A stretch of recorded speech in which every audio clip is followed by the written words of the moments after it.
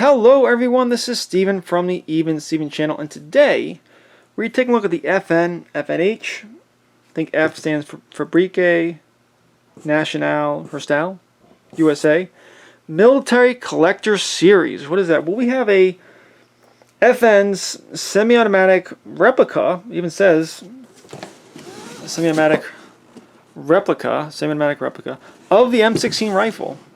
It gets a little confusing about what FN actually calls this. Well, I see. Because it doesn't say M16 on the box. It says FN Collector Rifle Black. So FN makes the M16 replica and the M4 replica, and I assume that if it was the M4 replica, it would say FN15 Collector Carbine Black. This one is in 5.56 with the 20-inch barrel. And I think the M4 and the M16 come in this identical box. Which is pretty nice as far as cardboard boxes go. Oh wow. Get any closer and you have to enlist. So again, this is a replica of the M16 rifle. M16A4, I suppose. Let's take a look at the box. We're going to start with the box. A few caveats. First of all, the rifle's not in here. It comes with this little bag. You got a little manual, which is specific to this gun. FN Collector M16 rifle. Cool. Magazine and lock. Okay, so lock. This rifle, I live in New Jersey, which in itself is unfortunate. This rifle that I bought used from someone else came with this magazine. I don't think this is the original. This is not the original magazine.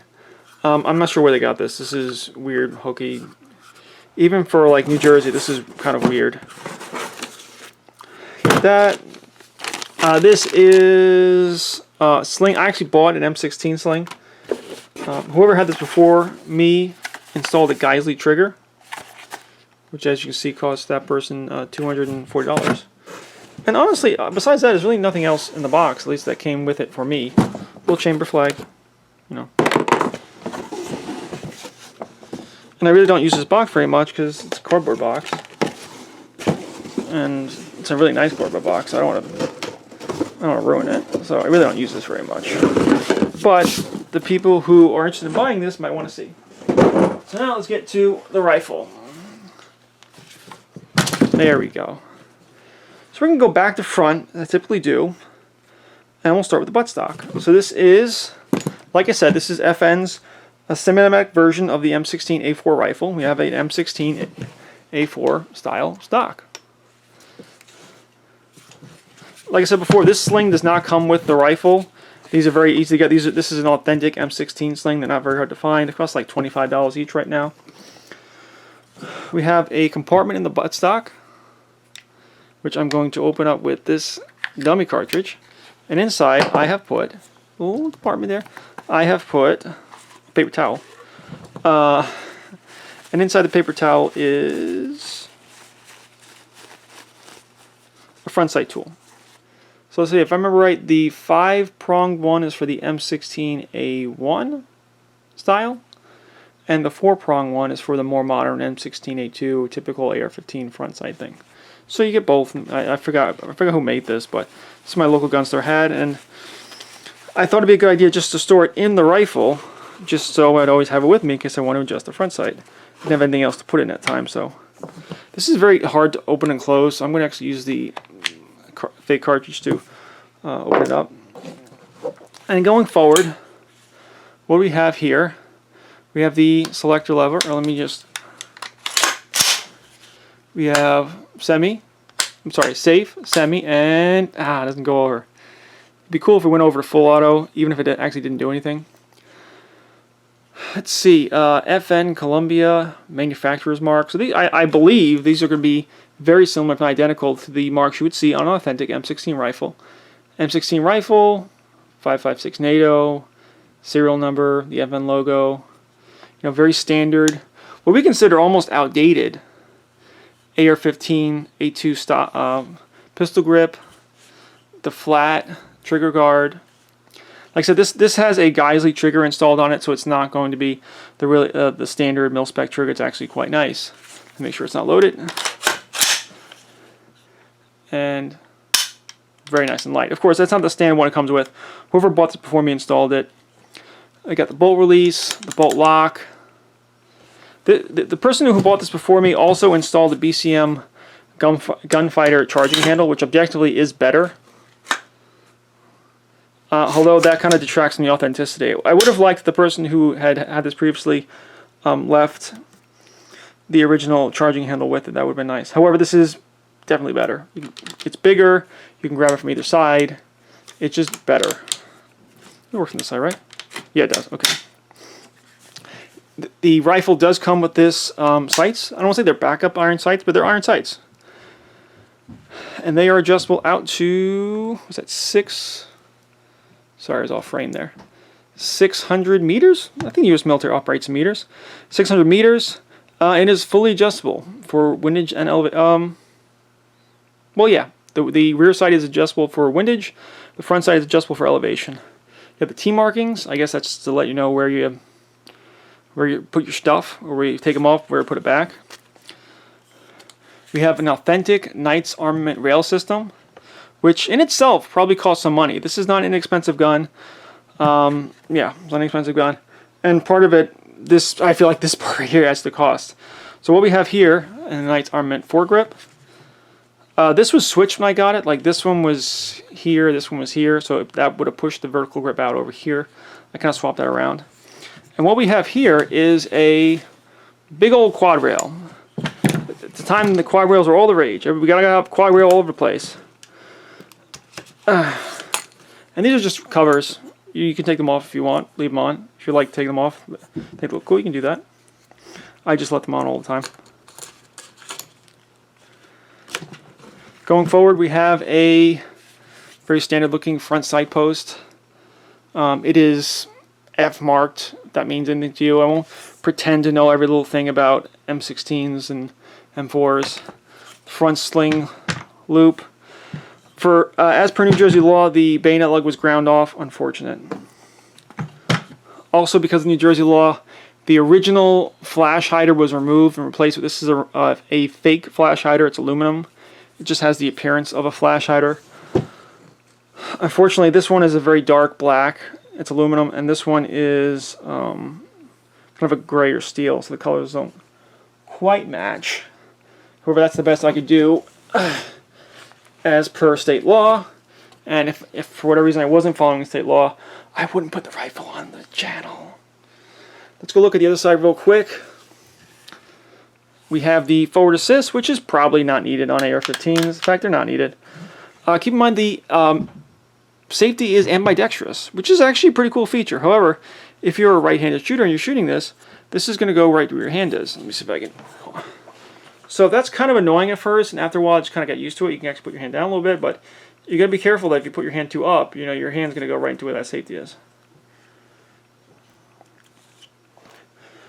Brass deflector, standard ejection port, some cool little stuff here, manufacturer number, part number, serial number. If you do the QR code here, this brings you to the FN USA website.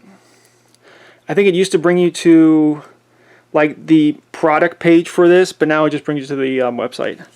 And kind of just the same things going over here. Oops. 20-inch chromed lined barrel. So yeah. So what are the positive negatives? Well, this is really like a collectible, honestly. It's more of a collectible. Did you grow up seeing M16A4s? I'm 37 years old, and I was never in the military. I won't pretend I was ever in the military. But when I was younger, when I was in like high school and college, these are the guns I saw the military using. So I have a little bit of nostalgia for it. I think they're cool. So what are the positives? Well, first of all, this gun was very reliable. I put about 200 rounds through it. Very reliable. I found it to be very accurate, though I'm hesitant to put targets for rifles because I'm not a very good rifle shooter. However, I found the groups to be very tight. Out to 25 yards, you know, very, very tight out to 25 yards. And I noticed that shooting it for an extended period of time, the groups really didn't open up very much. So it seemed very reliable, very accurate, very durable. The gun is quite heavy. The gun weighs over 8 pounds. A lot of that is the barrel and the quad rails. You know, these should all be mil-spec components. FN mil-spec components. Just take the bolt carrier group out real quick. Of course, this charging handle is not mil-spec. This should all look very nice, very you know, authentic. This should be like an M16 bolt and bolt carrier group. Although I would not pretend to be an expert on that. Can we show the inside a little bit? Yeah, why not?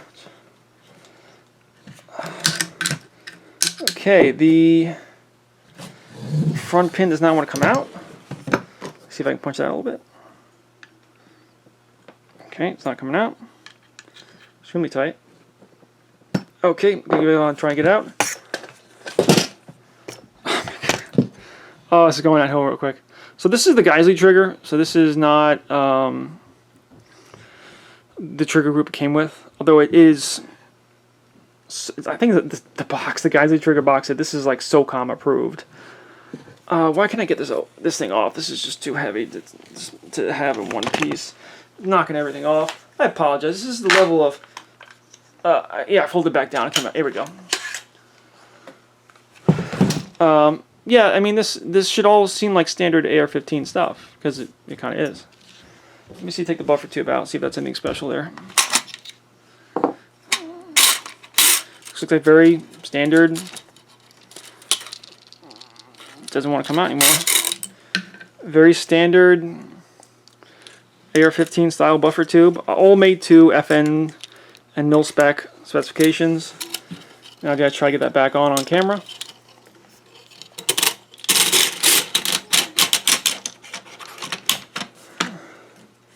See, then they can take a look over here.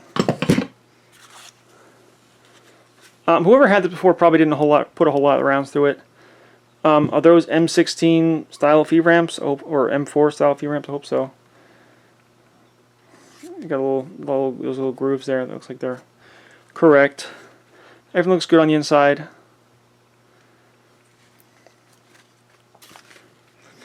Let's see. Let's start putting this back together. Make sure I got my sling. Oh my god. Alright, I'm going to take care of my sling loops later and make sure I have that oriented correctly later on.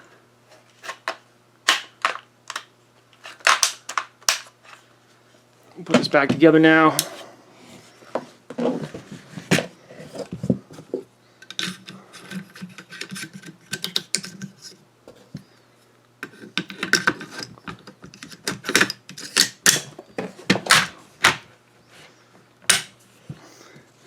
So, what are the positives of the M16A4 replica? Well, first of all, it is very close to an M16A4. It's the closest you can get without jumping up to like the $50,000 range.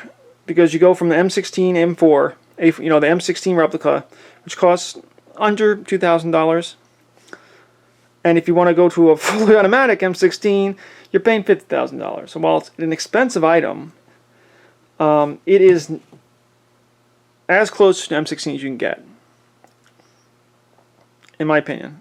And that is quite an amateur opinion, I'll say, but it looks very good. It looks very, very much correct. It has as many correct parts as can be. Now, some people might nitpick this and that. I don't know how to do that very well, so I'm going to say it looks very good. It's accurate, reliable, durable. It seems as correct as possible. So what are the downsides of the M16A4? It's a heavy gun. It's over 8 pounds. Over 8 pounds. And it kind of has the limitations of an M16A4. You know, you got this big-ass quad rail here. Do you need all this stuff? Do you need all this weight up front? It's nice, though. It's cool. So it really is, dependent on how much you want an M16A4 replica. How much do you want a gun like this? I think it is really a collectible. It's a replica. It's, of course, it is modeled after a military rifle. But I think most people today, this would not be their first choice as a fighting rifle. Could it be? Yeah, sure. I mean, it has a 20-inch barrel, 5.56, reliable, durable, accurate. It's fine. But this really is a collectible. I think it is. It's collectible. If you want a collectible and you want to pay for a collectible and you want to put that money out, yeah. It's also expensive.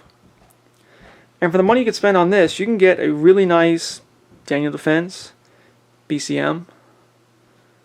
You know, I don't want to say top tier rifle, but you can get a really, really nice AR-15 for $2,000. And this truly is an AR-15. I kind of bought this rifle thinking there'd be like some kind of special magic to it. And it's just a big heavy AR-15. And if you want a big heavy AR-15 that looks strikingly similar to an M16A4, go for it. But if you want a really practical, maybe lighter rifle, you can get stuff that's cheaper. You know, even like, you know, Ruger and Smith & Wesson, all those guys who put out guns under $1,000, they're going to be really good. Are they going to have the reliability of this gun made to the specifications that FN makes this to? Maybe not, but the average person doesn't really need that. And I think that's just about going to do it. Can I recommend the M16, you know, the FN M16? Yeah, I mean, just understand what you're getting. It's expensive, but you're paying for that collectible. You're paying for that FN roll mark. You're paying for this thing over here. You're paying for a gun that looks cool, that maybe function isn't the #1 priority as much as form is. If you want something like that, yeah, go for it. Yeah. So this is Steven from the Even Steven channel. Please don't like, share, and subscribe. And if you have any questions, leave them in the comments. And I will see you next time. Thank you and goodbye.